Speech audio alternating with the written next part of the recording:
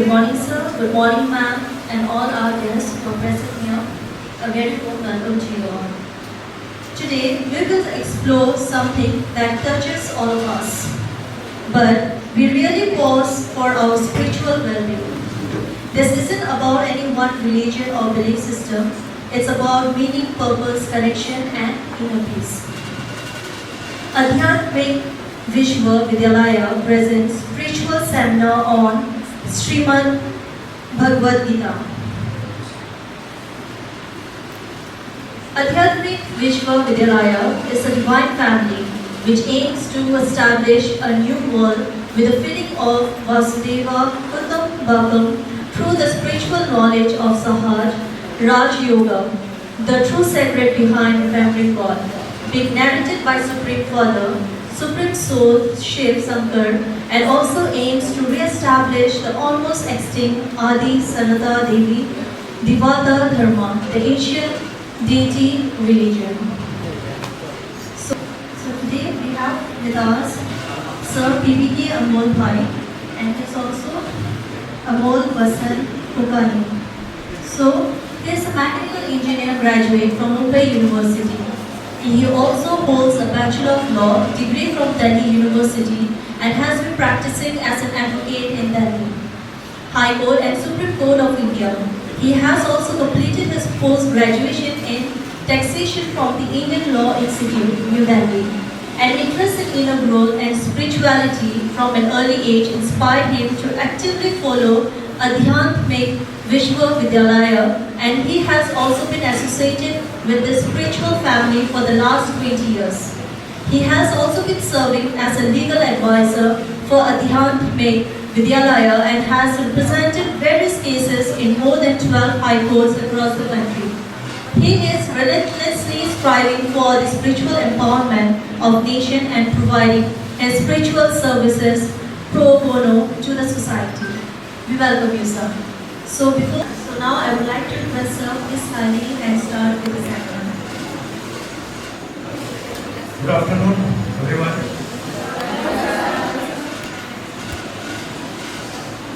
Before beginning the seminar on behalf of Adhyatmik Vishwa Vidyalaya, I am very much thankful to the Principal Madam of Health City Institute of Nursing and Paramedical Science for giving this opportunity to conduct this spiritual seminar. आज का जो topic है हमारा The Science of Self-Realization. It will cover mind control and how to improve mental well-being. तो आज जो modern science का ज़माना है और उस मॉडर्न साइंस के ज़माने में मैडम ने जैसे बताया कि tension, depression, stress, pressure, anxiety, psychosomatic disorders, बहुत सारी समस्याओं से हम गुजर रहे हैं। और आपका जो फील्ड है नर्सिंग का, मैंने देखा है दिल्ली में राम मनोहर लोहिया हॉस्पिटल है, RML हॉस्पिटल, सेंट्रल गवर्नमेंट का बहुत बड़ा हॉस्पिटल है। मैक्स हॉस्पिटल, एम्स हॉस्पिटल, जब विजिट किया तब देखा कि नर्सेस कैसी भागती रहती है, नाइट शिफ्ट भी रहती है, मॉर्निंग शिफ्ट भी रहती है। कोई पेशेंट वेंटिलेटर पे है, कोई पेशेंट को ड्रिप चढ़ाया हुआ है, कोई पेशेंट झगड़ा कर रहा है। तो अलग अलग जब आप प्रैक्टिकल फील्ड में उतरेंगे या उतर भी चुके होंगे तो अलग अलग समस्याओं से आपको गुजरना पड़ता है। उसके लिए मेंटल वेलबींग, मेंटल हेल्थ बहुत जरूरी है। अगर स्टॉक आपके पास रहेगा तो आप कठिन परिस्थितियों में स्टेबल रह सकते हैं। Before beginning this seminar will do meditation for 2 minutes. आपने बचपन से मेडिटेशन किया होगा। आपने जो मेडिटेशन किया वो आंखें बंद करके किया या आंखें खुली रख के किया? बंद करके। लेकिन Bhagavad Gita says chapter number 6 verse number 12 and 13, आंखें खुली रख के चंचल मन को भ्रुकुटी के बीच में एकाग्र करना है। तो आपने महादेव के पोस्टर्स और आइडल्स देखे रहेंगे। महादेव ध्यान मग्न अवस्था में बैठे हुए हैं। उस अवस्था में उनकी आंखें पूरी बंद है या पार्शियली ओपन है? क्या पार्शियली ओपन है? बहुत अच्छे जवाब देते आप। ऐसे इंटरेक्टिव सेशन रहेगा, आप बोलेंगे नहीं तो मुझे बोर हो जाएगा। तो पार्शियली ओपन है, ही इज महायोगी, योगेश्वर, योगीराज, और सारी दुनिया को वो मैसेज दे रहे हैं कि जब मेडिटेशन करते हैं तो आंखें बंद करके नहीं करनी है। ध्यान अलग चीज है और योग अलग चीज है। आंखें बंद करके हम ध्यान कर सकते हैं, लेकिन योग जो चीज है वो आंखें खुली रख के होते हैं। इसलिए भगवत गीता में भगवान ने अर्जुन को कर्म योग बताया। कर्म योग means remaining in meditation while performing कर्म। खाना खा रहे, अगर उस समय क्या हम याद में या ध्यान में रह सकते? नहीं रह सकते। अगर आंखें बंद की हुई है तो हम खाना नहीं खा सकते। तो दोनों चीजें हम साइमल्टेनियसली नहीं कर पाते, लेकिन साइमल्टेनियसली जब करना सीखेंगे तब आपका जो लाइफ है वो लाइफ एक योगी का जीवन हो जाएगा। तो 2 मिनट के लिए आप मेडिटेशन करेंगे नई मेथड से, यूनिक मेथड। सभी को सीधे बैठना है, गर्दन सीधी, पीठ सीधी, कमर सीधी। आपको सभी को centre point of the forehead, इसको कहते हैं भ्रुकुटी, यहाँ पे ध्यान लगाना है। जैसे आकाश में स्टार चमकता है, a small star blinking in the center point of the forehead। आपको विजुअलाइज करना है एक छोटा सा स्टार भ्रुकुटी के बीच में चमक रहा है। 2 मिनट के लिए सारे वर्ड से अपने आप को डिस्कनेक्ट कर दो। कोई भी व्यक्ति याद नहीं आना चाहिए, बेस्ट फ्रेंड भी याद नहीं आना चाहिए, कोई रिश्तेदार, फेवरेट फूड, पदार्थ, कुछ भी याद नहीं आना चाहिए। सबको भूल जाइए 2 मिनट के लिए। Only one thought, I am a point of light blinking in the centre point of the forehead. बाकी थॉट्स आएंगे, उनके पीछे भागना नहीं है। Only one thought, I am a point of light blinking in the center point of the forehead। आंखें पूरी बंद नहीं करनी है, centre point of the forehead पे कंसंट्रेशन करना है।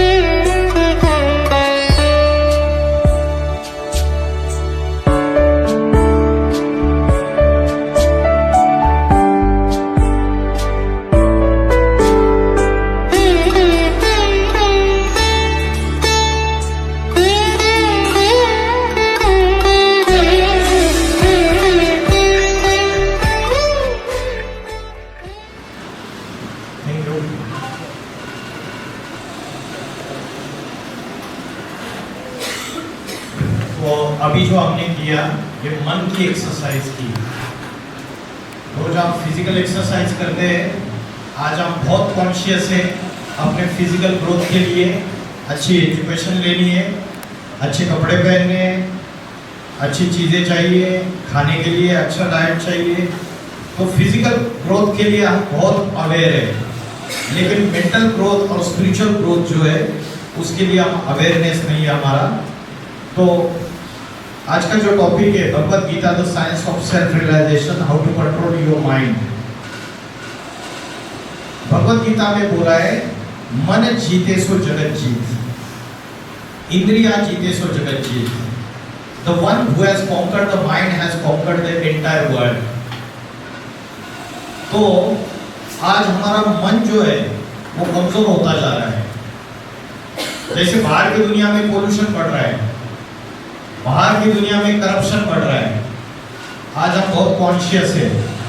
बाहर की दुनिया में आज कूड़ा कचरा गंदगी बढ़ रही है, गार्बेज, उसके लिए हम अवेयर है और हम स्वच्छता अभियान का सेंट्रल गवर्नमेंट ने प्लान बनाया है।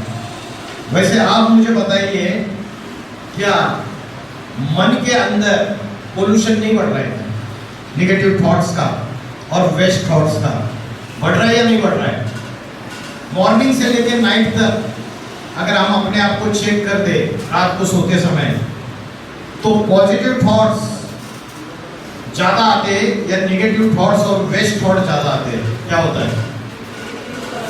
निगेटिव और वेस्ट थॉट ज्यादा आते हैं। तो negative thoughts, waste thoughts and third multiple thoughts, ये तीन चीजों की वजह से हमारी जो स्पिरिचुअल एनर्जी है, हमारी जो मन की शक्ति है, वो डिक्रीज होती रहती है। क्या समझ में आया? निगेटिव थॉट्स, वेस्ट थॉट्स और तीसरा है मल्टीपल थॉट्स। ओवर थिंकिंग की प्रॉब्लम कितने लोगों को यहाँ पे एक छोटा सा लाइफ में छोटा इश्यू रहता है, उसमें बहुत सारे थॉट्स चलते रहते हैं। तो आज ये जो समस्या बढ़ रही है, इतनी ज्यादा बढ़ रही है कि छोटे बच्चे से लेकर बूढ़े तक किसी का भी मन स्थिर नहीं है। And as per survey 90% of the youngsters, they are addicted and habituated to the means of the science. क्या है? इससे habituated हो चुके हैं, addicted हो चुके मोबाइल। ये छोटा सा मोबाइल जो होता है उससे ऐसे एडिक्शन हो चुकी है, सिर्फ यंगस्टर्स की नहीं, सबकी। और जो सोशल मीडिया है, इंस्टाग्राम, स्नैपचैट, फेसबुक, यूट्यूब, ये सब इसकी रील्स देखते हुए आज जो भी कंटेंट हम उसमें देखते हैं, इससे हमारी बुद्धि भ्रष्ट बन रही है या श्रेष्ठ बन रही है? हेलो, आप यहाँ कॉन्सेंट्रेट कीजिए। हमारी बुद्धि भ्रष्ट बन रही है या श्रेष्ठ बन रही है? क्या हो रहा है? छोटे छोटे बच्चों की बुद्धि भ्रष्ट बन रही है, अनराइटियस। हम राइटियस पाथ में नहीं जा रहे उसकी वजह से। और हमारी विल पावर जो कमजोर हो रही है, उसका कारण यही है कि मल्टीपल थॉट्स, निगेटिव थॉट्स और waste thoughts. Law of attraction है, as you think so you become. जैसा आप सोचते हो वैसे ही आप बनते हो। As you imagine so you create. जैसे आप इमेजिन करते हो वैसी चीजें आपके लिए तैयार होती है। तो ये जो डिजिटल एडिक्शन है आज सबसे ज्यादा बैठ चुका है। China became the first country who declared addiction of the internet as a disease. तो आज जितने भी सोशल मीडिया हम यूज करते हैं उसका डायरेक्ट इम्पैक्ट हमारे इमोशंस के ऊपर है। और हम जो भी कंटेंट देखते हैं सोशल मीडिया पे, टीवी पे, वो सारा हमारे इमोशंस को मैनेज करता है। हमारा IQ ज्यादा हो सकता है, लेकिन हमारा EQ, इमोशनल क्वोशंट, अगर कम है तो लाइफ में जो सक्सेस ग्रोथ का जो रेट है वो भी कम होगा। जिसका IQ थोड़ा कम है लेकिन EQ अच्छा है, उसका सक्सेस रेट जो है लाइफ में वो बहुत अच्छा होता है। तो इमोशनल क्वोशंट की तरफ आज हम ध्यान नहीं दे रहे। हम जो स्टडीज आज कर रहे हैं इसको बोलते हैं फॉर्मल एजुकेशन या सेक्युलर एजुकेशन, भौतिक पढ़ाई है ये। एक दूसरी पढ़ाई है जिसको हम भूल चुके हैं। इसकी वजह से आज राजस्थान में कोटा का नाम सुना है? मेडिकल साइंस के एंट्रेंस एग्जामिनेशन की प्रिपरेशन होती है, कोचिंग इंस्टीट्यूट्स का हब है। एज पर न्यूज रिपोर्ट पिछले 4 सालों में 54 स्टूडेंट्स ने सुसाइड कमिट की। आज सेलिब्रिटीज, बड़े बड़े डॉक्टर्स, वकील, इंजीनियर्स, IAS ऑफिसर्स, अभी लास्ट 15-20 दिन पहले एक दिल्ली में मैजिस्ट्रेट है, जज, उन्होंने सुसाइड किया। तो ये क्यों कर रहे हैं? हमारे पास सब कुछ नॉलेज है, हमारे पास नर्सिंग का नॉलेज है, हमारे पास साइंस की नॉलेज है, हमारे पास मैथमेटिक्स की नॉलेज है, हिस्ट्री की नॉलेज है, जनरल नॉलेज, करंट अफेयर्स की नॉलेज है, इतनी सारी नॉलेज है, लॉ की नॉलेज है, उसके बावजूद सुसाइड क्यों कर रहे हैं? उसका कारण है आत्मज्ञान की कमी, स्पिरिचुअल नॉलेज की कमी। अगर आप देखेंगे अर्जुन को भी चैप्टर नंबर 1 गीता में अर्जुन कहता है कि मेरा मन बड़ा चंचल है, मेरा मन बड़ा हठी है, it is obstinate and it is forcibly exciting my organs, how to control my mind. This was the question of Arjun. Arjun was great warrior, धनुर्धारी था, उसके बावजूद उसका ऐसा प्रश्न है। और आज हम सब नंबर 1 अर्जुन हैं। वो बैटलफील्ड में खड़ा था, हम भी बैटलफील्ड में खड़े हैं। हमारी भी युद्ध चल रही है, लाइफ में अलग अलग समस्याओं से हम भी जूझ रहे हैं। और अर्जुन थर थर कांप रहा था, गांडीव धनुष्य उसका नीचे गिरा जा रहा था, वो बैटलफील्ड से भाग रहा था, मैं युद्ध नहीं करूंगा। और उस समय भगवान ने अर्जुन को सेल्फ रियलाइजेशन के टेक्निक्स बताए। चैप्टर नंबर 2 से लेकर चैप्टर नंबर 18 ऑफ गीता, भगवान ने अर्जुन को मन को कैसे कंट्रोल करना है उसके टेक्निक्स बताए। तो अगर आप प्लेन रीडिंग भी कभी गूगल में, यूट्यूब में आपको मिलेगा, आपकी लैंग्वेज में मिलेगा, आप अगर करते तो आपको पता चलेगा कि उसमें कोई युद्ध की बात नहीं है भगवत गीता में। कि ऐसा नहीं कि अर्जुन को वेपन, शस्त्र, अस्त्र कैसे चलाने हैं उसकी विद्या नहीं सिखाई भगवान ने। भगवान ने अर्जुन को माइंड कंट्रोल के टेक्निक्स बताए। आज का जो यूथ है, एज पर रिपोर्ट कि इंटरनेट पे जो ब्राउजिंग होती है, तो आज तक न्यूज चैनल के ये जर्नलिस्ट है, इनका नाम है सुधीर चौधरी, इन्होंने एक सर्वे किया था, उसमें पता चला कि 90%, more than 90% youngsters they are searching for the adult content on internet, और सिर्फ 17% ऐसे हैं जो जॉब सर्च कर रहे हैं, जबकि देश में सबसे ज्यादा अनएम्प्लॉयमेंट है। तो ये समस्याएं बढ़ती चली जा रही है। उसकी वजह से हमारी मानसिकता जो है, मेंटालिटी, और राक्षसी प्रवृत्ति वाली बन रही है, या हमारे अंदर डिवाइन क्वालिटीज आ रही है। Bhagavad Gita chapter number 16 talks about divine qualities and demonic traits. कौन सी राक्षसी प्रवृत्तियां है, कौन सी दैवी गुण है। तो हम अपने आप को चेक कर सकते हैं कि मेरे अंदर दैवी गुण ज्यादा है या राक्षसी प्रवृत्तियां ज्यादा है। दया, क्षमा, शांति, अहिंसा, दूसरों को दुख ना देना, नॉट टू हर्ट एनीवन, सच बोलना, हम बचपन से ये सारी बातें सुनते आए, ये डिवाइन क्वालिटीज है। सहन शक्ति, power to tolerate, power to adjust, adjustment की पावर, पावर टू कोऑपरेट, सहयोग करने की शक्ति। तो ये जितनी पॉजिटिव क्वालिटीज है, ये हमारे आत्मा से गायब होती जा रही है। क्रोध न करना, गुस्सा ना करना, छोटी छोटी बात पे हमें गुस्सा आता है, लालच न करना, बहुत सारी चीजों का, these are all divine qualities। और वो डिवाइन क्वालिटीज आज कलयुग में हमारे आत्मा के अंदर से गायब होती जा रही है। आज इंटरनेट पे जो परोसा जाता है उसको हम ले लेते। घर में माँ ने खाना परोसा, थाली में नमक अगर ज्यादा है तो आप रिजेक्ट कर देते हैं, कितना नमक डाला है, मैं नहीं खाऊंगी, तू ही खा। और वही इंटरनेट पे कुछ भी परोसो, गंदा परोसो, अच्छा परोसो, सब ले लेंगे, क्योंकि डस्टबिन बना के रखा है इसको जो फीडिंग हो रही है, वो फीडिंग अगर अच्छी फीडिंग होगी तो कैरेक्टर फॉर्मेशन वाले ह्यूमन बीइंग तैयार होंगे। आज यूनिवर्सिटीज, कॉलेजेस से डॉक्टर्स तैयार हो रहे हैं, नर्सेस तैयार हो रहे हैं, फार्मासिस्ट तैयार हो रहे हैं, वकील तैयार हो रहे हैं, इंजीनियर तैयार हो रहे हैं, लेकिन क्या अच्छे कैरेक्टर वाले ह्यूमन बीइंग तैयार हो रहे? What is the meaning of human being? मैं पुणे में एक Sinhagad institute of science and technology engineering college था, वहां पे गया था। तो वहां पे बाहर उन्होंने एक बड़ा बोर्ड लगाया था, मिशन, और उसमें लिखा था, we are committed not to provide only good engineers but also to provide good human beings. I asked them, what is the meaning of human being? So they could not answer the question. Do you know what is the meaning of human being? Human being word is made up of two words, human plus being. Human means human skeleton, made up of flesh and bones, जिसका study medical science को सबसे ज्यादा करती है. Human skeleton made up of flesh and bones. And what is the meaning of being? Being means energy. जब तक body में energy माना आत्मा, जिसको बोलते हैं कॉन्शियसनेस, जिसको बोलते हैं चेतना, आत्मा, प्राण शक्ति, जब तक प्रवेश ना करे तब तक ह्यूमन बीइंग नहीं बोल सकते.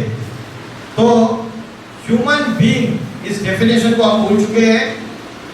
आज युवाओं की हालत ये है, नॉर्थ इंडिया जाएंगे, हरियाणा, पंजाब, दिल्ली, उत्तर प्रदेश, उसके बाद उत्तराखंड, ये जितने भी राज्य हैं, यहाँ पे जो यंगस्टर्स है वो गांजा, अफीम, ड्रग्स, इसके एडिक्शन में फंसे हुए हैं. ये हरियाणा की यूनिवर्सिटी है, उसमें एक सीनियर पुलिस ऑफिसर ने एक सेमिनार कंडक्ट किया था.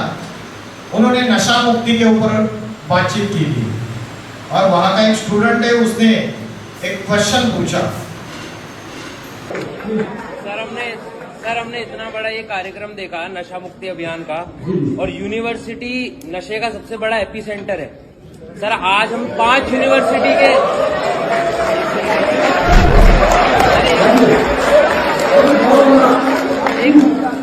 सर हम 5 यूनिवर्सिटी के बच्चे यहाँ पर, 4 यूनिवर्सिटी के बच्चे यहाँ पर बैठे हैं. आज गांजा मिलना या फिर कोई नशे की सामग्री मिलना, टॉफी, लॉलीपॉप जितना आसान है मिलना, तो एक फर्स्ट ईयर का या सेकंड ईयर का बच्चा गांजे के डीलर को ट्रेस कर सकता है या ट्रैक कर सकता है, तो पुलिस क्यों नहीं कर पाती? क्या पुलिस ही पीछे छूट रही है?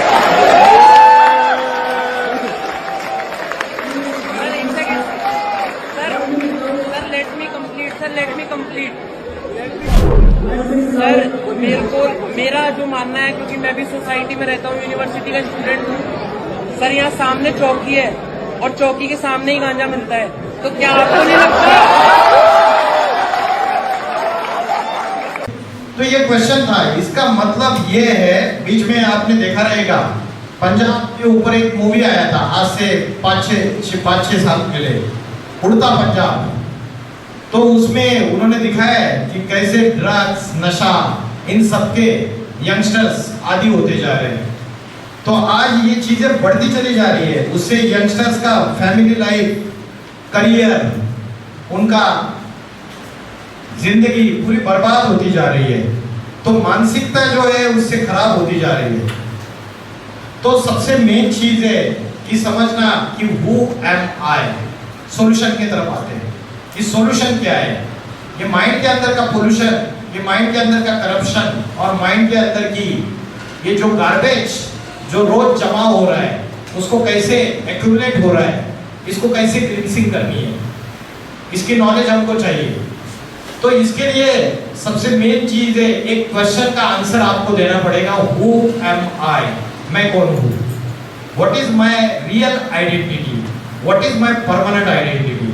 आज मॉडर्न साइंस के पास भी इस क्वेश्चन का आंसर नहीं है. मॉडर्न साइंस ने इतनी डेवलपमेंट की, रोबोटिक्स टेक्नोलॉजी आई, आर्टिफिशियल इंटेलिजेंस आया, और भी मंगल ग्रह के ऊपर गए, चंद्रमा के ऊपर गए, स्पेसशिप, स्पेस स्टेशंस, बहुत सारी उन्नति की. लेकिन उसके बावजूद आज हमारे अंदर जो इमोशनल समस्याएं, जो प्रॉब्लम्स है, और पीस एंड हैप्पीनेस जो गायब होता जा रहा है, इसको मॉडर्न साइंस इसके बारे में कुछ भी नहीं कर पा रहा है. तो क्वेश्चन है हु एम आई, और यही क्वेश्चन महादेव ने हनुमान जी को पूछा था.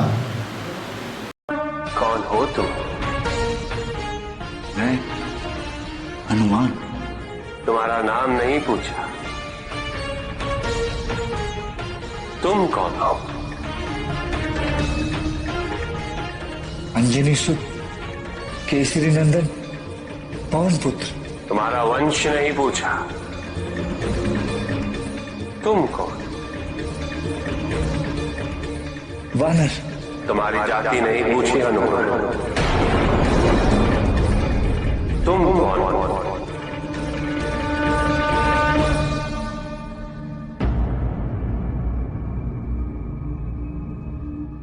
मुझे ज्ञात नहीं, मुझे केवल ये ज्ञात है कि मुझे कुछ ज्ञात नहीं।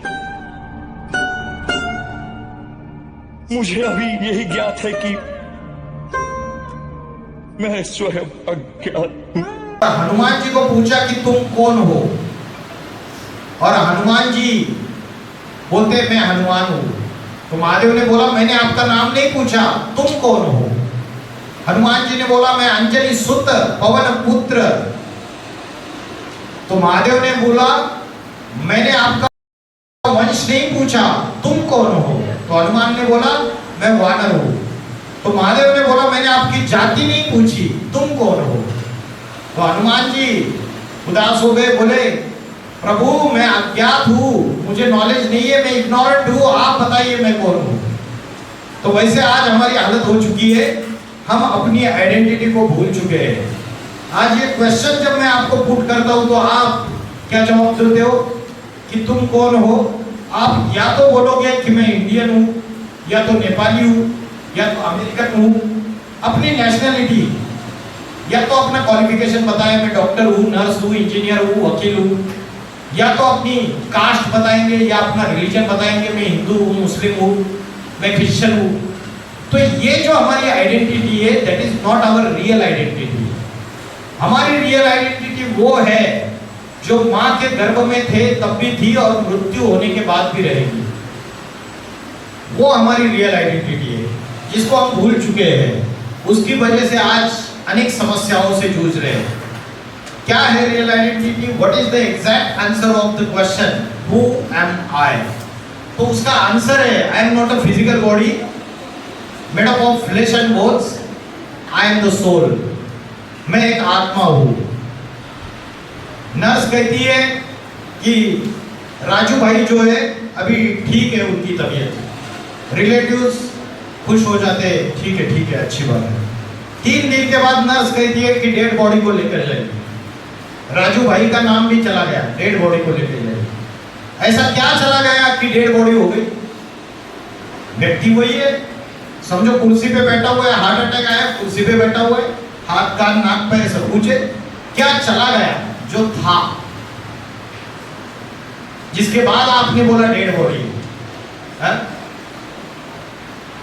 आत्मा, सोल, प्राण शक्ति, कॉन्शियसनेस चली गई। और वो कॉन्शियसनेस चली जाने के बाद डेड बॉडी को डंडा लेके पीटो आप, उसको दुख होगा क्या? नहीं होगा। क्यों? क्योंकि सुख और दुख आत्मा भोगती है, शरीर नहीं भोगता है। तो आत्मा जो है ये हमारी असली आइडेंटिटी है। ये आत्मा का ध्यान करना हम भूल गए। हम ये जो 4 युगों का चक्र है, सतयुग, त्रेता युग, द्वापर युग और कलयुग, कलयुग में हम बॉडी कॉन्शियसनेस में आ गए। अपने आप को फिजिकल बॉडी समझने लगे। और फिजिकल बॉडी के जो भी ऑर्गन्स है, सेंस ऑर्गन्स, आंख, नाक, कान, मुख, पैर, मूत्र द्वार, मल द्वार, ये जो अलग अलग अंग है बॉडी के, उन अंगों के सुख, सेटिस्फैक्शन, उनकी जो भी रिक्वायरमेंट है उसकी पूर्ति करने में हम लग गए। मतलब हमारा कॉन्सेंट्रेशन पूरी तरीके से बॉडी की तरफ चला गया। But we forgot the controller of the body, and the controller and master of the body is soul. तो आत्मा जो है ये आंखों से तो दिखती नहीं है, इनविजिबल। लेकिन भगवत गीता से अनोरणीयाम न समने सरेत, अनोरणीयाम समनु स्मरेत, it is infinitesimal than the atoms and molecules. फिर आत्मा का ध्यान कैसे करें अगर इतनी सूक्ष्म है? और आत्मा रहती कहाँ है? शरीर में। जैसे सूर्य एक जगह पे रहता है और सारे संसार को रोशनी देता है, वैसे आत्मा शरीर में कहाँ रहती है? नाक पे रहती है, यहाँ रहती है, मुख में रहती है। कहाँ रहती है आत्मा? किसी को पता है? Where does the soul reside? जानते हैं कोई? आत्मा जो है वो centre point of the forehead, भ्रुकुटी के बीच में रहती है। इसका क्या प्रूफ है? इसका प्रूफ है कि बाहर जो हमारी माताएं बहनें हैं वो यहाँ पे बिंदी लगाती है और पुरुष लोग यहाँ पे टीका या तिलक लगाते हैं। ये जो ट्रेडिशन शुरुआत हो गई आज से हजारों साल पहले, जब भारत के ऋषि मुनियों को ये पता चला कि मनुष्य बॉडी कॉन्शियसनेस में आ रहा है, तब मनुष्य को ये याद रहे कि आत्मा centre point of the forehead में रहती है, इसलिए ये बिंदी लगाने की, टीका लगाने की परंपरा शुरुआत हो गई। आज हम इसका स्पिरिचुअल मीनिंग भूल गए कि आत्मा यहाँ रहती है। तो आत्मा का अगर ध्यान करना है तो आपको centre point of the forehead पे करना है। भगवत गीता से भ्रूर मध्य प्राणमावेश सम्यका, भ्रुकुटी के मध्य में प्राण शक्ति स्थित है। तो भगवत गीता में भी इसका रेफरेंस है। तो आपको ध्यान करने के लिए centre point of the forehead, जिसके लिए महादेव को थर्ड आई दिखाया जाता है, शिव नेत्र बोलते हैं। और स्पिरिचुअलिटी की बातें करेंगे तो स्पिरिचुअलिटी में बोलते हैं कि स्पिरिचुअलिटी मतलब क्या, कि थर्ड आई को एक्टिवेट करना। तो थर्ड आई को एक्टिवेट, क्योंकि ये उत्तमांग है सबसे टॉप में, और राजा टॉप में बैठता है, आत्मा राजा है, और जो उसके मिनिस्टर्स है आंख, कान, नाक, उसके मंत्री, सेनापति, नौकर चाकर, प्रजा, वो सारे नीचे बैठते हैं। तो आज हमारा बुद्धि का कंसंट्रेशन राजा के तरफ है या नीचे के मिनिस्टर्स के तरफ है? नीचे के जो मिनिस्टर्स है, नौकर चाकर है, हाथ पैर, मूत्र द्वार, मल द्वार, वहां हमारा कंसंट्रेशन ज्यादा जाता है या ऊपर राजा की तरफ जाता है? तो स्पिरिचुअलिटी क्या है? बुद्धि का जो झुकाव है, जो एनर्जी है, स्पिरिचुअल एनर्जी, उसको नीचे से ऊपर टॉप में अपलिफ्ट करना, ये स्पिरिचुअलिटी है। उसका अपग्रेडेशन, उसका अपलिफ्टमेंट, यही स्पिरिचुअलिटी है। तो आत्मा भ्रुकुटी के बीच में रहती है, और आत्मा का ध्यान करने का सबसे अच्छा समय कौन सा है? दिन में कौन सा समय सबसे अच्छा है? अर्ली मॉर्निंग, सनराइज के पहले, उसको कहते हैं ब्रह्म मुहूर्त का समय।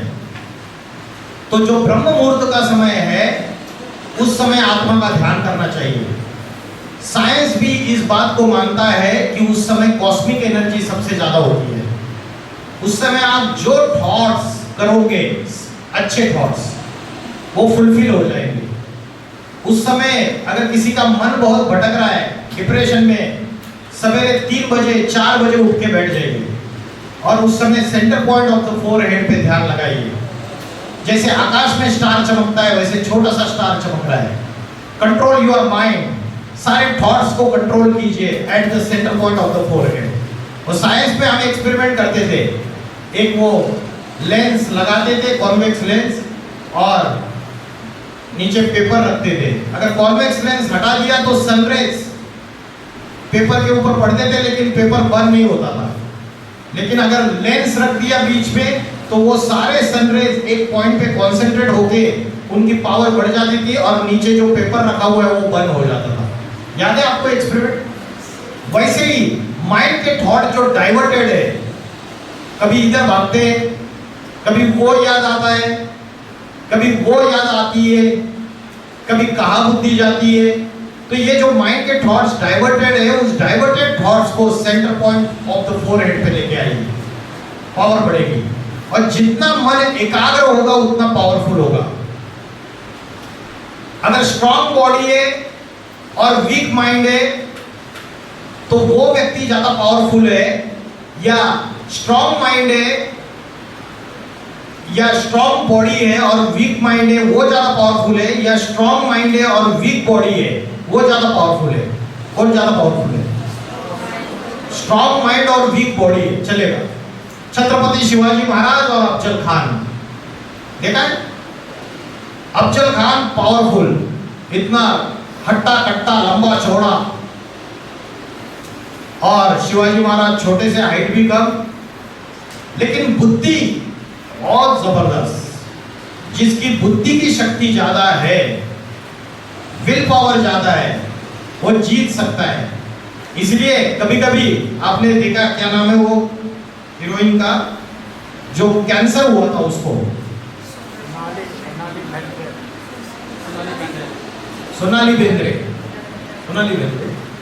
मेरे ख्याल से कैंसर हुआ था, या सुष्मिता सेन, कौन वही तो था। सो आजकल इस बात को मानते हैं कि मेडिटेशन और जिसकी स्पिरिचुअल एनर्जी अच्छी है वो लोग बड़े बड़े इलनेस को भी क्योर कर लेते हैं। होम्योपैथी ये जो साइंस की एक ब्रांच है, होम्योपैथी में मैंने देखा है कि होम्योपैथी में मन को एकाग्र करके और मन की बीमारियों को चेक करके उसके अनुसार दवाई दी जाती है। अगर मन स्वस्थ है, मन हेल्दी है, तो दवाई जल्दी काम करती है। तो आजकल ऑपरेशन थिएटर में जाने से पहले लोगों का कॉन्फिडेंस डाउन रहता है और पहले उनको डर लगने लगता है कि क्या होगा, मर तो नहीं जाएंगे। इसलिए डॉक्टर्स आजकल बोलते हैं हम क्या करें अभी इनको, तो भगवत गीता पढ़ने के लिए देते हैं ताकि कॉन्फिडेंस इनका बढ़ जाए, विल पावर बढ़ जाए। तो स्पिरिचुअलिटी आज बहुत इंपॉर्टेंट है। जैसे गाड़ी का भोजन अलग है और ड्राइवर का भोजन अलग है, मानते हो इस बात को? वैसे शरीर गाड़ी है, आत्मा ड्राइवर है, दोनों का भोजन अलग अलग है। What is the food of the soul? Tell me, आत्मा का भोजन क्या है? कौन सा भोजन लेना है जिससे आत्मा स्ट्रांग बने? बताइए, बोलो बोलो। यस, बैठ के बताओ। Positive thoughts. और पॉजिटिव थॉट्स आने के लिए क्या लोगे आप? कुछ तो लेना पड़ेगा, मेडिसिन है ना, या भोजन लेना पड़ेगा। क्या लोगे?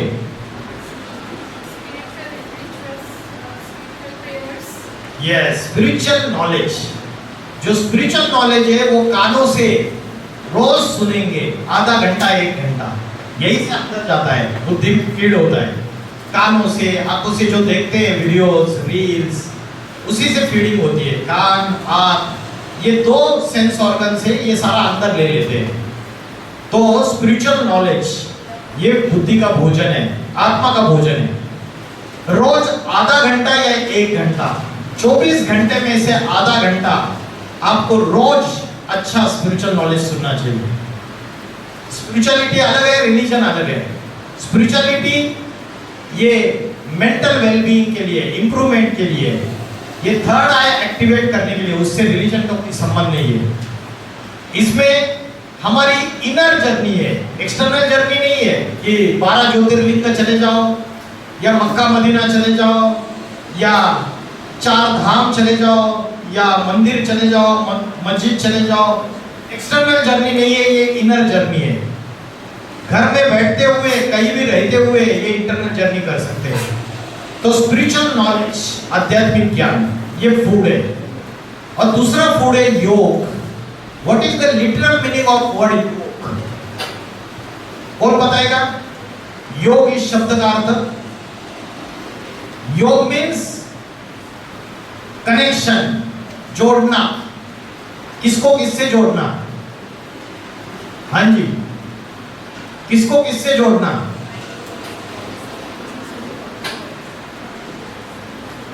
जो मोबाइल में आईपीएल मैच चल रही है तो क्रिकेट प्लेयर से धोनी है, विराट कोहली है, उनसे बुद्धि को जोड़ना है, या कोई सेलिब्रिटी है उनसे जोड़ना है। किसको किससे जोड़ना है? योग किससे करना है? सबसे हाईएस्ट योग किससे होना चाहिए? हाईएस्ट से होना चाहिए। किसको किससे जोड़ना? आत्मा को परमात्मा से जोड़ना, सोल को सुप्रीम सोल से जोड़ना, और रूह को खुदा से जोड़ना, अल्लाह से जोड़ना। चाहे अल्लाह को हो, गॉड को हो, चाहे उसको ईश्वर या शिव को हो, एक ही नाम अलग अलग दे दिया आपने, है ना। तो वो हाईएस्ट पावर है, डिवाइन बीइंग है। निकोला टेस्ला, साइंटिस्ट, नाम सुना है? निकोला टेस्ला कहते हैं कि बाय बर्थ हम सबको एक गिफ्ट मिला हुआ है भगवान से। कौन सा गिफ्ट मिला है? बुद्धि का, मेंटल पावर। और अगर हम इस बुद्धि को, अगर हम डिवाइन बीइंग से कनेक्ट करते हैं तो उसकी सारी डिवाइन क्वालिटीज, उसकी सारी पावर हमारे अंदर आ जाएगी। ऐसा निकोला टेस्ला कहता है। ये निकोला टेस्ला का सेइंग है। निकोला टेस्ला कहता है कि जितनी भी इन्वेंशंस मैंने लाइफ में की, मैंने डीप मेडिटेशन स्टेज में जाके मैंने साइंस की इन्वेंशंस की।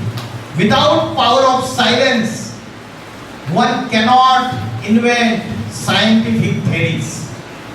और अल्बर्ट आइंस्टीन कहते हैं कि मैंने जितनी भी साइंटिफिक थ्योरीज इन्वेंट की, उसका inspiration and guide is Shrimad Bhagavad Gita.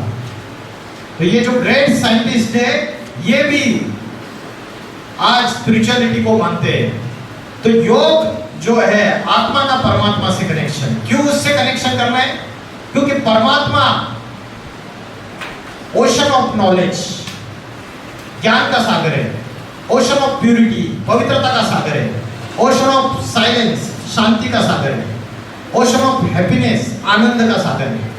और आज हमारे पास सुख, शांति, आनंद, पवित्रता है नहीं। हम भीख मांग रहे हैं। हम पार्टीज, क्लब्स में, एंटरटेनमेंट के छोटे छोटे साधन, उसमें सुख और शांति ढूंढने की, खुशी ढूंढने की कोशिश करते हैं, लेकिन हमको मिलती नहीं है। हम पैसे में सुखी खुशी ढूंढने की कोशिश करते हैं, धन में शांति ढूंढने की कोशिश करते हैं, सुख ढूंढने की कोशिश करते हैं, लेकिन हमको 100% पीस एंड हैप्पीनेस नहीं मिलता है। आज जो करोड़पति है, अरबपति है, मल्टी मिलियनियर, बिलियनियर्स, आपको याद है जब 2020-21 में जब कोरोना हुआ था, कोविड, उस समय आपने देखा होगा बड़े बड़े व्यापारी, इंडस्ट्रियलिस्ट, करोड़पति, अरबपति, उन्होंने मीडिया में जो एक भय का वातावरण स्प्रेड किया जा रहा था कोरोना के समय, तो बहुत सारे लोगों ने हार्ट अटैक से ही प्राण त्याग दिए। कोरोना नहीं हुआ था उनको, हार्ट अटैक। क्यों? क्योंकि कमजोर जो दिल होता है ना, उसका कनेक्शन कमजोर मन से है। जिसका मन कमजोर है, विल पावर कमजोर है, उसका दिल भी कमजोर है, तो हार्ट अटैक होगा। तो मन की शक्ति, आत्मशक्ति और विल पावर बढ़ाने के लिए स्पिरिचुअल नॉलेज रोज और योग। और योग करने का अच्छा समय है ब्रह्म मुहूर्त का समय। जैसे भगवत गीता में बोला है, ज्ञान निर्धूत कल्मषा। जैसे रोज हम स्नान करते हैं सवेरे, तो शरीर के ऊपर का जो मैला है वो साफ होता है। साबुन लगाते लक्स का रगड़ रगड़ के, तो उससे शरीर का मैला साफ होता है। लेकिन आत्मा के ऊपर और मन के ऊपर जो रोज मैला चढ़ रहा है, उसको कैसे साफ करें? उसको साफ करने के लिए स्पिरिचुअल नॉलेज, ज्ञान का जल है। It can wash away the sins by the water of knowledge. So nothing is as pure as divine knowledge, Bhagavad Gita says. ये एक चित्र है रथ का, इसमें घोड़े दिखाए, रथ दिखाया, रथ में पैसेंजर बैठा हुआ है, सारथी है, ड्राइवर। और कठोपनिषद नामक शास्त्र बोलता है, आत्मा नाम रथिनम विद्धि शरीरम रथमेव च। आत्मा क्या है? रथी। रथी मीन्स पैसेंजर। शरीरम रथमेव च, शरीर गाड़ी है, व्हीकल। बुद्धि तुम सारथी विद्धि, बुद्धि क्या है? ड्राइवर है, सारथी। और ड्राइवर अगर ड्रंकर्ड है, शराब पिया हुआ, तो गाड़ी गड्ढे में लेके जाएगा। और बुद्धि अगर भ्रष्ट हो चुकी है, रैशनल थिंकिंग चली गई है, नशा कर रहे, या कोई ऐसा कंटेंट देख रहे, एडल्ट कंटेंट, मोबाइल में वीडियो गेम्स खेल रहे दिन रात, तो बुद्धि पूरी की पूरी से रैशनल थिंकिंग बुद्धि की खत्म हो जाती है, और फिर बुद्धि रूपी ड्राइवर कमजोर हो जाता है, जीवन रूपी गाड़ी को गड्ढे में लेके जाता है। मन प्रग्रह में बच्चा, मन लगाम है, लगाम जो घोड़ों को कंट्रोल करता है। और घोड़े कौन है? इंद्रियां, आंखें, नाक, कान। यहां आने से पहले मुझे डॉक्टर ने बताया कि आपको डायबिटीज हो चुका है, मिठाई नहीं खानी है। और नर्स ने भी बोल दिया कि भाई साहब ध्यान रखना, डॉक्टर साहब ने बताया मिठाई नहीं खानी है। यहाँ आते ही प्रिंसिपल मैडम के ऑफिस में चला गया, प्रिंसिपल मैडम ने बोला सर ये रसगुल्ला, मिठाई सामने रखी। अभी जैसे ही रसगुल्ले की तरफ आंखें गई, मुंह में पानी आ गया, जिब्बे लज्जायमान हो गई। वाह, और बुद्धि ने बोला, क्या बोला? बुद्धि डिसीजन मेकिंग पावर, मन में विचार आया क्या बढ़िया रसगुल्ला है, और बुद्धि ने डायरेक्शन दिया, डिसीजन दिया कि मत खा, डॉक्टर ने मना कर दिया। लेकिन बुद्धि रूपी राजा या आत्मा रूपी राजा वीक हो चुका है, तो जो इंद्रिय है उन्होंने उसकी बात नहीं मानी। अरे चुप बैठ, हम खाएंगे, तू क्या करेगा? तो हाथ तुरंत रसगुल्ले की तरफ चला गया, रसगुल्ला उठाया और मुख में डाला। तो राजा कमजोर होने की वजह से उसकी बात आज मेरी इंद्रियां मान नहीं रहे, ये घोड़े भाग रहे, मन रूपी लगाम कमजोर है, बुद्धि रूपी सारथी वो भी कमजोर हो चुका है, वो खुद ही भ्रष्ट हो चुका है। वो क्या घोड़ों को कंट्रोल में रखेगा? तो इंद्रियां जो चंचल होती है, मन जो चंचल होता है, उस इंद्रियों को कंट्रोल करने वाला और मन को कंट्रोल करने वाला जो व्यक्ति है उसको योगी कहा जाता है। और योगी भगवत गीता में बोला है ब्रह्म मुहूर्त के समय जल्दी उठता है, और जो भोगी व्यक्ति है वो रात को देर से सोएगा, 12, 1, 2 बजे, कोई कोई तो 3-4 बजे सोते हैं और सवेरे देर से उठेंगे, वो भोगी है। तो अध्यात्म माइंड और बॉडी, फिजिकल बॉडी, इनको सबको कंट्रोल में रखने का अभ्यास बताता है।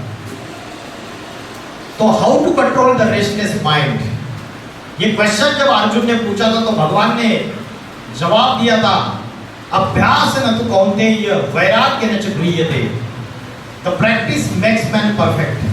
बार बार ये मन चंचल होता है और बार बार इस चंचल मन को भ्रुकुटी के बीच में एकाग्र करने का अभ्यास कर, दिन में भी कर सकते हैं, कॉलेज में लेक्चर चल रहा है उस समय भी हम यहाँ पे कॉन्सेंट्रेट कर सकते हैं। आंखें खुली रख के अगर अभ्यास किया तो कर्म करते हुए भी हम माइंड को, रेस्टलेस माइंड को स्टेबलाइज कर सकते हैं। तो डिटैचमेंट और दूसरा योग का अभ्यास, वैराग्य, ये 2 चीजें जिससे हम माइंड को कंट्रोल कर सकते हैं। तो डिटैचमेंट, वैराग्य मतलब क्या? वैराग्य मतलब भगवे वस्त्र पहनो और फैमिली लाइफ को छोड़ के जंगल में चले जाओ या आश्रम में चले जाओ, वो वैराग्य है? वैराग्य वो नहीं है। वैराग्य वो है कि आप सोसाइटी में रहते हुए, गृहस्थी में रहते हुए, फैमिली में रहते हुए, फिजिकल बॉडी से प्रेजेंट होते हुए माइंड और इंटेलेक्ट से डिटैच हो।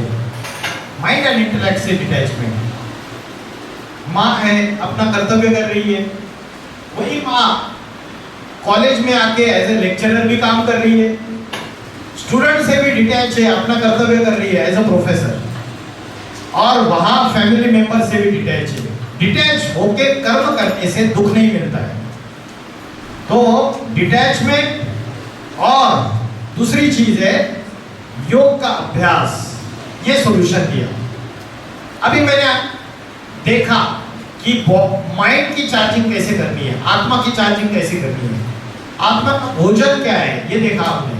अभी मुझे ये बताइए कि आत्मा की बैटरी डिस्चार्ज कैसे हो रही है, उसके कारण क्या है? डिस्चार्ज होने का कारण क्या है? और भगवत गीता कहती है आत्मा के 3 शत्रु है। There are 3 enemies of the soul. और बोलते हैं कलयुग में कली राक्षस ने सबके अंदर प्रवेश कर लिया है, सबके अंदर 5 शैतान आ चुके, 5 डेविल, राक्षस। तो वो 5 शत्रु कौन से है, राक्षस कौन से है, इसकी वजह से आत्मा की बैटरी डिस्चार्ज हो रही है? बताइए, बताइए किसी को। उसको बोलते हैं 5 विकार। आत्मा का भोजन तो देखा आपने? हाँ मैडम, एंगर, परफेक्ट, और ग्रीड, परफेक्ट। और स्टूडेंट्स में से कुछ बताओ, टीचर्स ने 2 परफेक्ट बताए, ग्रीड और एंगर। ये आपकी स्पिरिचुअल एनर्जी को डिक्रीज करते हैं, ये आपके सोल के एनिमीज है, राक्षस है ये। तीसरा है, तीसरा नहीं पहला, फर्स्ट वन, मुखिया, सबका हेड है लस्ट, काम, काम, क्रोध, लोभ। चौथा है मोह, मोह मीन्स अटैचमेंट, अहंकार, ईगो। तो ये 5 आत्मा के शत्रु है, ये 5 शैतान है जिससे हमारी स्पिरिचुअल एनर्जी डिक्रीज होती है। क्राइम पेट्रोल सीरियल देखा है आपने? उसमें कोई भी एपिसोड निकाल के देखो, उसमें जो क्राइम कमिट करता है व्यक्ति, उसका कारण ढूंढो, या तो लस्ट रहेगा, या तो एंगर रहेगा, या तो ग्रीड रहेगा, या तो अटैचमेंट रहेगी, या तो ईगो रहेगा। ये 5 में से एक कारण रहेगा। किसी को अपनी सुंदरता का ईगो है, किसी को अपनी बुद्धि का अहंकार है, मैं बड़ा इंटेलिजेंट हूं, किसी को अपनी पहलवानगिरी का, बॉडी बिल्डिंग का अहंकार है, किसी को अपनी सत्ता का अहंकार है, जैसे डोनाल्ड ट्रंप, जिसकी वजह से आज बड़ी बड़ी युद्ध चल रही है कि मैं बड़ा हूं, मैं सबसे बड़ा हूं, मैं सबसे पावरफुल हूं। तो ये काम, क्रोध, लोभ, मोह, अहंकार, आज दुनिया में जितने भी झगड़े टंडे, जितनी भी समस्याएं, प्रॉब्लम्स चल रही है, अपाचार बढ़ रहा है, क्राइम बढ़ रहा है, उसका मूल कारण ये काम, क्रोध, लोभ, मोह, अहंकार है। तो आत्मा के शत्रु कौन से देखा, जिससे आत्मा की बैटरी डिस्चार्ज होती है। आत्मा की चार्जिंग कैसे करनी है वो भी देखा। आत्मा का फूड क्या है, आत्मा रहती कहाँ है, आत्मा का ध्यान कैसे करना है, बेस्ट टाइमिंग कौन सा है आत्मा का ध्यान करने का। तो सॉल्यूशन के ऊपर तो आ ही गया। 24 आवर्स में आपको 1 घंटा या 1.5 घंटा स्पिरिचुअल नॉलेज और योग के लिए देना चाहिए, अपने लाइफस्टाइल में उतारना चाहिए। आज का 1 घंटे का लेक्चर सिर्फ सुन के नहीं होगा। जैसे डॉक्टर के पास जाते हैं, बोलते हैं कि मुझे थोड़ा सा क्लाइमेट चेंज होता है ना, मुझे जुकाम हो जाता है, तो डॉक्टर बोलता है आपकी फिजिकल इम्यूनिटी बहुत कमजोर है ना। तो वैसे ही स्पिरिचुअल इम्यूनिटी भी होती है, और ये स्पिरिचुअल इम्यूनिटी कमजोर होने की वजह से आज क्या हो रहा है, हमें ये सारे लस्ट, एंगर, ग्रीड, अटैचमेंट, अहंकार, ये शैतान हमारे ऊपर वार कर देते हैं, हमारे ऊपर आक्रमण कर देते हैं और हमारे ऊपर जीत पाते हैं। तो ये इंटरनल वॉर है। महाभारत में दिखाया एक्सटर्नल वॉर, शस्त्र अस्त्रों की युद्ध दिखाई, लेकिन महाभारत एक्चुअली एक्सटर्नल वॉर नहीं थी। ये सिंबॉलिकल रिप्रेजेंटेशन है, प्रतीकात्मक स्टोरी है। ये इंटरनल वॉर है। ये काम, क्रोध, लोभ, मोह, अहंकार, इनके साथ हमारी युद्ध है। अभी आत्मा का नॉलेज तो हमको मिल गया, ठीक है। अभी परमात्मा से कनेक्शन जोड़ना, who is God, who is supreme God, supreme soul. तो परमात्मा कौन है? हम तो विष्णु को भगवान मानते हैं, शंकर को भगवान मानते हैं, गणेश को, हनुमान को, अब्राहम, बुद्ध, महावीर, क्राइस्ट, गुरु नानक आदि शंकराचार्य को भी भगवान मानते हैं, सेंट जेवियर, स्वामीनारायण, ख्वाजा, साईं बाबा को भी भगवान मानते हैं, नेचर को भगवान मानते हैं, पेड़ पौधों को भगवान मानते हैं, सन को भगवान मानते हैं, रिवर्स को भगवान मानते हैं, फायर, एनिमल। तो भगवान अनेक है या भगवान एक है? ये क्वेश्चन सबसे पहला। Who is God, whether gods are many or there is only one God, क्या आंसर है? भगवान अनेक होते हैं या एक होता है? भगवान एक होता है। God is one, god is truth, truth is god. सत्यम शिवम सुंदरम, एक शिव ही सत्य है। और देवी देवता अनेक हो सकते हैं। पढ़ाने वाला जो मुखिया है वो गॉड है, और पढ़ने वाले स्टूडेंट से वो देवी देवता है। आपकी मैडम नर्स का कोर्स करके, डिग्री हासिल करके आपको नर्सिंग का नॉलेज दे रही है, तो वो पढ़ाएगी तो नर्सेस तैयार होगी। वैसे भगवान जब पढ़ाई पढ़ाता है तो मनुष्य से देवता बनने की पढ़ाई पढ़ाता है, हमारे अंदर डिवाइन क्वालिटीज को लाने की पढ़ाई पढ़ाता है। हमारे अंदर अभी राक्षसी प्रवृत्ति है, डेमोनिक ट्रेड्स। तो कोई मानते हैं कि आत्मा ही परमात्मा है, सब में भगवान व्यापक है, लेकिन ये झूठी बात है। भगवान कण में व्यापक नहीं है, भगवान एक है। वो एक कभी तो इस धरती पर आता है। तो भगवान का घर कौन सा है, कहाँ रहने वाला है? पता है आपको कहाँ रहते भगवान? एवरीवेयर। यही तो मैं बोल रहा हूं कि अगर वो सब जगह है, एवरीवेयर है, तो प्रॉपर्टी के झगड़े में भाई का गला क्यों काट रहा है? आरजीकर हॉस्पिटल में जो डॉक्टर महिला है उसके ऊपर जो रेप कर रहा है उसमें भी भगवान है क्या? और जिसके ऊपर रेप हो रहा है, जिसका मर्डर हो रहा है, उसमें भी भगवान है क्या?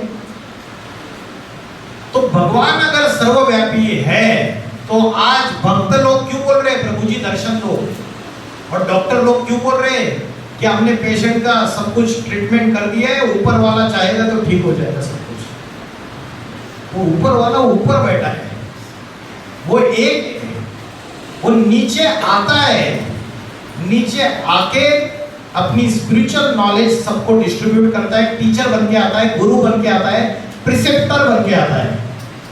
लेकिन कब आता है, टाइमिंग कौन सा है उसका आने का? बोलते God father is liberator and guide. कब लिबरेट किया, कब मुक्ति दी, कब जीवन मुक्ति दी, कब दुख दर्दों से मनुष्य को बाहर निकाला? आज पैलेस्टाइन में जाइए, लोग दुख दर्द से तड़प रहे। आज यूक्रेन में जाइए, भाग चुके वहां के, अपनी करोड़ों की संपत्ति छोड़ के रेफ्यूजी का जीवन जी रहे। आप ईरान में जाइए, इजराइल में जाइए जहां युद्ध चल रही है, तो दुख दर्दों से मुक्ति चाहते हैं लोग। आज फाइनेंशियल क्राइसिस है, इकोनॉमिक क्रंच है, आज दुनिया में जो रिलेशनशिप है उसमें दुख है लोगों को, उसमें भी सुखी नहीं है लोग। किसी को पैसे की प्रॉब्लम है, किसी को बीमारियां लगी हुई है, बहुत सारा पैसा है लेकिन ऐसे ऐसे रोग झगड़े हुए हैं कि जिसकी वजह से दुखी है। तो इससे लिबरेट करने वाला भगवान है। तो भगवान जो ऊपर रहने वाला है वो नीचे आने का टाइमिंग क्या है उसका? वो ब्रह्म लोक का रहने वाला है। मुस्लिम लोग बोलते हैं खुदा फर्श का नहीं, खुदा अर्श का रहने वाला है, खुदा सातवें आसमान का रहने वाला है। भगवत गीता से जहां चंद्र सूर्य तारों की रोशनी नहीं पहुंच सकती, उस ब्रह्म लोक का, उस परम धाम का मैं रहने वाला हूं, beyond the sun and the stars. और क्रिश्चियन लोग बोलते हैं जीसस क्राइस्ट, उंगली ऊपर कर देते हैं, the supreme soul lives in the supreme abode. तो सब मानते हैं ऊपर का रहने वाला है। कब आता है नीचे?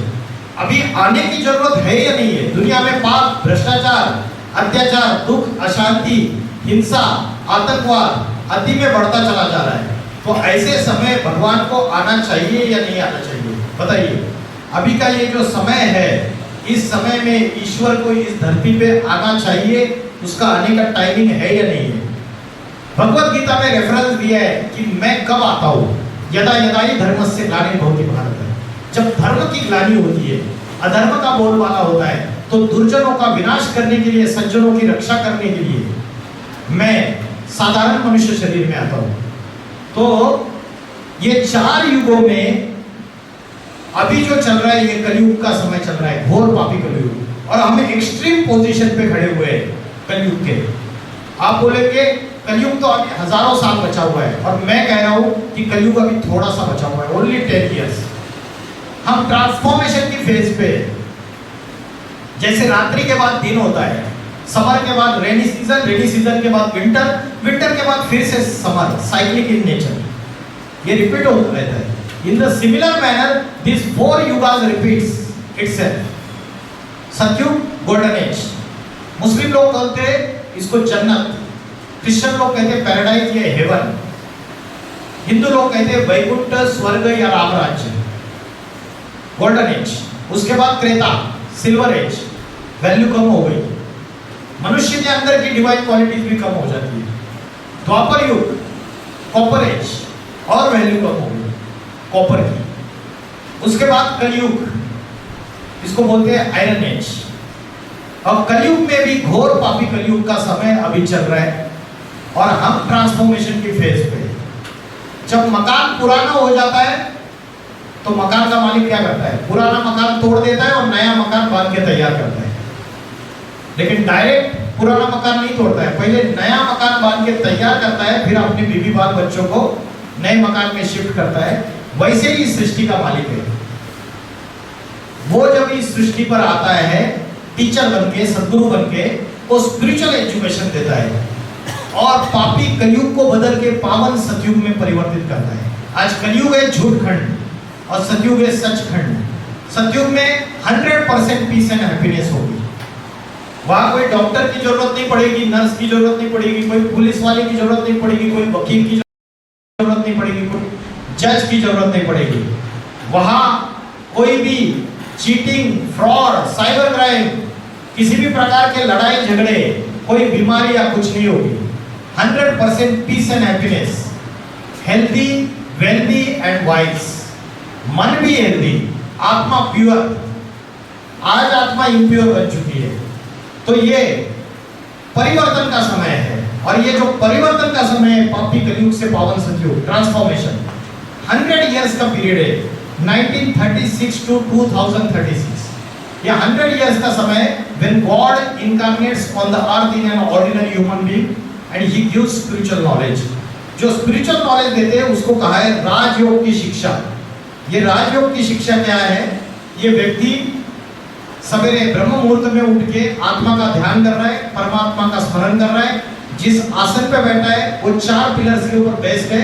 The first pillar is celibacy, ब्रह्मचर्य, सेल्फ कंट्रोल, अपने मन के ऊपर कंट्रोल, अपनी इंद्रियों के ऊपर control, pure mind, pure speech and pure Karma, celibacy. Second one, शुद्ध अन्न, प्योर फूड। जैसे खाओगे अन्न वैसे बनेगा मन, जैसे पियोगे पानी वैसे होगी वाणी। As a food so the mind. कितने लोग मानते हैं इस बात को कि अन्न का मन से कनेक्शन है? मैडम मानते हैं? हाँ जी। अगर घर में माँ खाना बना रही है प्रसन्न चित्त से, मन से, शांत वातावरण में, भगवान की याद में, तो वो खाना बनाया हुआ प्रसाद के समान है। और वो प्रसाद, वो भोजन परिवार में जितने भी बच्चे हैं, पति है, सबके मन के ऊपर सकारात्मक असर करेगा, पॉजिटिव। और अगर हम रेस्टोरेंट्स में, होटल में कहीं भी जाके खाना खा रहे हैं और खाना बनाने वाला जो शेफ है वो खाना बनाते वक्त उसके मन में गंदे विचार चल रहे, प्रोस्टिट्यूट के पास जाने के, उसके मन में गंदे विचार चल रहे, किसी का मर्डर करने के, किसी से दुश्मनी है, तो वो डिलीशियस डिश तो बना रहा है, लेकिन खाना बनाते वक्त उसके मन से, उसके हाथों से, आंखों से वाइब्रेशन निकल रही है और उन वाइब्रेशन का असर उस अन्न के ऊपर होता है। और जो व्यक्ति अन्न खाने वाला है उसके माइंड्स में वो थॉट्स ट्रांसमिट होते हैं। इसको कहते हैं telepathy. Telepathy is the transmission of thoughts from one mind to another mind. आप मानते हो एक्सचेंज ऑफ एनर्जी? जाओ किसी के घर में, बहुत प्रॉब्लम से, डिप्रेशन में है, दुखी है, झगड़े होते हैं बार बार, और वहां जाके हम अगर भोजन ग्रहण करते हैं तो थोड़े समय में हमारे मूड्स भी थोड़े चेंज हो जाते हैं। Exchange of energy. तो जैसे खाओगे अन्न वैसे बनेगा मन, प्योर फूड। तीसरा है दैवी गुण, डिवाइन क्वालिटीज। राजयोग की शिक्षा जो है उसमें राक्षसी प्रवृत्तियों को भगाना है। लास्ट बेंच में जो 2 लड़के बैठे हुए हैं, तीसरा क्या बताया पिलर? बताओ तीसरा पिलर क्या है राजयोग का? पहला क्या है? पहला है सेलिबसी, इधर ध्यान दो। दूसरा है प्योर फूड, तीसरा है डिवाइन क्वालिटीज, और चौथा है सत्संग, स्पिरिचुअल एजुकेशन, सत्य का संग। एक शिव ही सत्य है, गॉड इज ट्रूथ, वो कल्याणकारी है। हाईएस्ट कॉन्शियसनेस बोलते हैं उसको, हाईएस्ट कॉन्शियसनेस से कनेक्शन। हमारी बैटरी छोटी सी है, आत्मा की डिस्चार्ज हो चुकी है, और डिस्चार्ज बैटरी को अगर पावर भरनी है तो जनरेटर या बड़ी बैटरी से कनेक्शन जोड़ना पड़ेगा। तो भगवान है बड़ी battery, generator, source of power. तो ये 4 पिलर्स है। तो राजयोग की ट्रू डेफिनेशन सब लोग मेरे पीछे बोलेंगे एक साथ। चंचल मन को भ्रुकुटी के बीच में आत्मा में एकाग्र करते हुए परमात्मा से कनेक्शन ढूंढना, ये राजयोग। तो इस राजयोग को आप भूल चुके हैं। हम योगासन और प्राणायाम को योग समझ के बैठे। भारत का प्राचीन राजयोग योगासन और प्राणायाम नहीं है। योगासन और प्राणायाम शरीर को स्वस्थ रखने के लिए, लेकिन आत्मा को शक्तिशाली बनाना है तो राजयोग। और राजयोग करने से ये पावर सोल के अंदर आ जाएंगे। पावर टू टॉलरेट, सहन करने की शक्ति, पावर टू एडजस्ट, समाने की शक्ति, पावर टू डिस्क्रिमिनेट, परखने की शक्ति। जोरी है, परखता है असली हीरा कौन सा है और नकली हीरा कौन सा है, डायमंड, फेक डायमंड कौन सा है। जैसे दुनिया में हमारे जीवन में लोग आते और हमको धोखा देके चले जाते हैं, हम परख नहीं पाते। तो परखने की शक्ति ये आत्मा की पावर है। निर्णय करने की शक्ति, पावर ऑफ डिसीजन मेकिंग, ये आत्मा की शक्ति है। जब आप स्पिरिचुअल एनर्जी आपकी बढ़ेगी तो ये सारी पावर्स आपकी बढ़ेगी। Power to face the challenges in life, सामना करने की शक्ति। जीवन में क्रिटिकल सर्कमस्टांसेस आते हैं और उसमें हम हार जाते हैं, टूट जाते हैं। तो मन के हारे हार है और मन के जीते जीत है। जो मन से हार गया वो हार गया। तो नेक्स्ट है पावर टू कोऑपरेट, सहयोग करने की शक्ति, टीम वर्क। आप जब एक हॉस्पिटल में काम करोगे एज ए नर्स तो आपको टीम वर्क करना पड़ेगा, सबको कोऑर्डिनेट करके चलना पड़ेगा। टीम वर्क करोगे तो क्रिटिकल पेशेंट्स को भी आप ठीक कर पाओगे। नेक्स्ट पावर टू विड्रॉ, जैसे टॉर्टॉइज होता है, टॉर्टॉइज क्या करता है, जब जरूरत नहीं अपने लिम्स को विड्रॉ कर लेता है। इन द सिमिलर मैनर हमें जो योगी व्यक्ति है वो जब चाहे अपनी इंद्रियों का यूज करे, जब चाहे इसको कंट्रोल में रखे। सो these are the 8 powers of the soul we forgot. So these are the 4 युगा, सतयुग, त्रेता युग, द्वापर युग, कलयुग। अभी चल रहा है घोर पापी Kalyug and we are on the verge of the destruction. ये अर्थ प्लेनेट अभी विनाश के तरफ, विनाश के किनारे जाके खड़ा हुआ है। आप बोलेंगे ये बात कैसे साबित होती है कि अभी दुनिया डिस्ट्रक्शन के नजदीक है? क्या आप इस बात को मानते हैं कि थर्ड वर्ल्ड वॉर आने वाले 1-2 सालों में कभी भी स्टार्ट हो सकती है? कभी भी स्टार्ट हो सकती है। आज न्यूज जो देखते हैं, जियोपॉलिटिकल जो नॉलेज जिनको है उनको पता है कि समस्याएं क्या चल रही है। कभी भी थर्ड वर्ल्ड वॉर स्टार्ट हो सकती है। और अगर थर्ड वर्ल्ड वॉर स्टार्ट होगी तो न्यूक्लियर वॉर जरूर होगी, क्योंकि अभी छोटे से छोटी कंट्री के पास एटॉमिक वेपन्स है, न्यूक्लियर वेपन्स है। मॉडर्न साइंस ने अपनी साइंटिफिक बुद्धि से ह्यूमैनिटी के डिस्ट्रक्शन के सारे साधन तैयार करके रखे हुए हैं। शेख चिल्ली जिस पेड़ की डाली पे बैठा हुआ है उसी डाली को काट रहा है तो खुद भी नीचे गिरेगा या नहीं गिरेगा? मनुष्य ने अपने विनाश के सारे साधन तैयार कर दिए। रिमोट कंट्रोल का एक बटन दबाने की देर है, 1 सेकंड में ये सारी दुनिया खलास हो जाएगी। आज नॉर्थ कोरिया जैसा छोटा सा देश सारी दुनिया को धमकी देता है एटॉमिक वेपन से उड़ा दूंगा। किम जोंग, आज अमेरिका के पास एटॉमिक वेपन है, रशिया के पास एटॉमिक वेपन है, ईरान एटॉमिक वेपन्स को तैयार कर रहा है, उसी के ऊपर सारे झगड़े। भारत के पास है, पाकिस्तान के पास आज खाने के लिए आटा नहीं है, चावल नहीं है, दाल नहीं है, बच्चों को पिलाने के लिए दूध नहीं है, और पाकिस्तान का आसिम मुनीर धमकी देता है कि हमारे पास एटम बॉम्ब है। एटम बॉम्ब खाओगे क्या?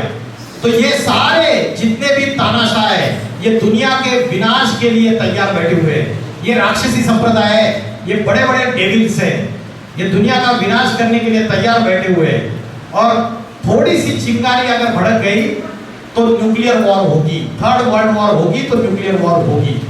और न्यूक्लियर वॉर होगी तो अर्थ का टेम्परेचर इंक्रीज हो जाएगा, ग्लोबल वार्मिंग एक्सप्लोजन से। और अर्थ का टेम्परेचर इंक्रीज हो जाएगा तो उसका परिणाम क्या होगा? नॉर्थ पोल और साउथ पोल के जो ग्लेशियर्स है वो मेल्ट हो जाएंगे, आज भी मेल्ट हो रहे हैं। और मेल्ट होने से क्या होगा? जो समुद्र का जलस्तर है वो बढ़ जाएगा, मीन सी लेवल। और वो बढ़ने से क्या होगा? बड़े बड़े आइलैंड्स वो समुद्र के अंदर समा जाएंगे। नासा बोलती है बॉम्बे 5-6 सालों में चला जाएगा समुद्र के अंदर। कलकत्ता, चेन्नई, विशाखापट्टनम, कांडला, ऑस्ट्रेलिया, न्यूजीलैंड, ये सारे आइलैंड्स हैं। अमेरिका, यूरोप के देश, ये सारे आइलैंड्स हैं, ये सारे समुद्र के अंदर चले जाएंगे। उत्तर भारत की धरती से बचेगी। भारत अविनाशी खंड है, उसी भारत की धरती पर भगवान अवतार लेते हैं और टीचर बन के, शिक्षक बन के, सदगुरु बन के आते हैं। इसलिए बोलते हैं गुरु ब्रह्मा, गुरु विष्णु, गुरु देवो महेश्वर, गुरु साक्षात परब्रह्म तस्मै श्री गुरुवे। बोलते तो है लेकिन जानते नहीं है कि भगवान कब आया गुरु बन के, कब आया टीचर बन के, और कब आके उसने हमको लिबरेट किया। इस दुनिया में जब अति की दुख और अशांति होगी तब सारी दुनिया भगवान को फिर से पुकारेगी। जैसे 1942 में महात्मा गांधी ने पुकारा था, रघुपति राघव राजा राम पतित पावन सीताराम, बोला राम राज्य आना चाहिए, लेकिन 1947 में इंडिपेंडेंस हुआ भारत, लेकिन राम राज्य नहीं आया। दुनिया में और ही रावण राज्य आ गया, और ही भ्रष्टाचार बढ़ गया। नीट के पेपर 2024 में लीक हुए थे, सुप्रीम कोर्ट में केस चला गया था, 2026 में फिर से लीक हो गए, फिर से सुप्रीम कोर्ट में केस चला गया। आज सारी संस्थाओं में सब जगह भ्रष्टाचार पनप रहा है, जड़ से भ्रष्टाचार है, पापाचार है, व्यभिचार है, ये सारी बातें बढ़ती चली जा रही है। और इसका सुधार दुनिया में एथिकल वैल्यूज और मोरालिटी फिर से डेवलप करने के काम आज के सेलिब्रिटीज नहीं कर सकते। आमिर खान, शाहरुख खान, आज के क्रिकेट प्लेयर्स नहीं कर सकते, आज के फुटबॉल प्लेयर्स रोनाल्डो नहीं कर सकते, मिनिस्टर्स, पॉलिटिकल लीडर्स इस दुनिया को नहीं सुधार सकते। इसके लिए स्वयं भगवान को इस सृष्टि पर आना पड़ता है। और भगवत गीता में एक वर्ष है, जगत भी परिवर्तते, I transform this world from sinful Kaliyuga to the pure Satyuga in the reverse direction. मैं विरुद्ध दिशा में इस जगत को परिवर्तित करता हूं। तो आज ये सारा planet earth, sex, lust, anger, greed, attachment and ego इसमें चल रहा है। जैसे कोई बीमार व्यक्ति वेंटिलेटर पे, डेथ बेड पे पड़ा हुआ है, वेंटिलेटर पे अंतिम सांसें गिन रहा है, वैसे आज ये सारी दुनिया अंतिम सांसें गिन रही है। ग्लोबल वार्मिंग है, एनवायरमेंटल डिग्रेडेशन है, ओजोन का लेयर डिप्लेट हो रहा है, अल्ट्रा वायलेट रेज डायरेक्टली आ रहे हैं। इस साल भारत में हीट वेव है, अल नीनो इफेक्ट। तो ये सारी समस्या है, धरती में वाटर का लेवल कम होता जा रहा है। आगे चल के ऐसा समय आएगा कि सड़कों पर नोटों की गड्डियां करी रहेगी, लेकिन खाने के लिए अनाज का दाना नहीं रहेगा, पीने के लिए पानी की बूंद नहीं रहेगी। और आज बड़े बड़े इंफ्रास्ट्रक्चर डेवलप करने की बात कर रहे हैं, आज बुलेट ट्रेन चलाने की बात कर रहे हैं, आज जीडीपी बढ़ाने की बात कर रहे हैं। 20 सालों में ये हो जाएगा, 30 सालों में ये हो जाएगा। अरे 5 सालों में, 6 सालों में दुनिया में क्या बड़ी समस्याएं आने वाली है। तो मॉडर्न साइंस से बाहर की दुनिया को भी डिस्ट्रक्शन हो रहा है, और मॉडर्न साइंस के साधनों से हमारे माइंड और इंटेलेक्ट में इंटरनल डिस्ट्रक्शन भी हो रहा है। तो साइंस की जगह साइलेंस की पावर को हमें अपने अंदर लाना पड़ेगा। आज बड़े बड़े वर्ल्ड पीस कॉन्फ्रेंस हो रहे हैं, लेकिन दुनिया में शांति स्थापन नहीं हो रही है। इसलिए बड़े बड़े प्रेडिक्टर्स ने बोला है, नोस्ट्राडेम्स, भविष्यकार, किरो, कीट, एंडरसन, जूलबर्ग, गोपीनाथ शास्त्री, कल्कि पुराण, भविष्यवाणिका, उड़ीसा के अच्युतानंद स्वामी, बाबा वेंगा, इन्होंने भविष्यवाणियां की है। और उसमें एक कॉमन भविष्यवाणी है कि 21st सेंचुरी में नॉर्थ इंडिया से एक महापुरुष का अवतार होगा। वो योगियों का योगी होगा, वो आत्मा और परमात्मा के ऐसे रहस्य प्रकट करेगा, ऐसी स्पिरिचुअल नॉलेज देगा और ऐसी आध्यात्मिक क्रांति लाएगा दुनिया में, स्पिरिचुअल रिवॉल्यूशन। नेपाल में जेनजी, उन्होंने कौन सी क्रांति लाई? पॉलिटिकल रिवॉल्यूशन लाया। भगवान आके स्पिरिचुअल रिवॉल्यूशन लाएगा, एक जाति, एक धर्म, एक भाषा, एक राज्य स्थापन करेगा, अनेक धर्मों का विनाश और एक सत्य धर्म की स्थापना, जहां 100% पीस एंड हैप्पीनेस। इतना बोल के मैं रुकता हूं। ओम नमः शिवाय। Thank you very much.